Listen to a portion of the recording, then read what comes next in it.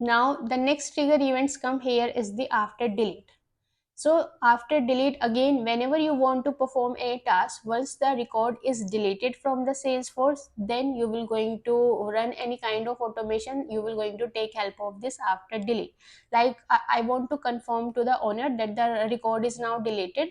Now I want to send an email to that user that the record is deleted. So how you will going to confirm it? Once the record is deleted, so at that time I will going to fire my trigger. Once the record is deleted and going to send an email to him. So we will going to take help of after delete here. After delete only going to fire once the record is deleted, and after this you will go, the automation will going to send an email to the user. Now if we talk about the context variable here, old and the old map will going to give you the value similar to the before delete. Okay, because the data which is already there, the data we are now deleting, so it will be available to you in the older version. No new data will be here, so new and the new map will not going to give you any values. Okay, so this is about the after delete. So for any queries, do let me know. Thank you.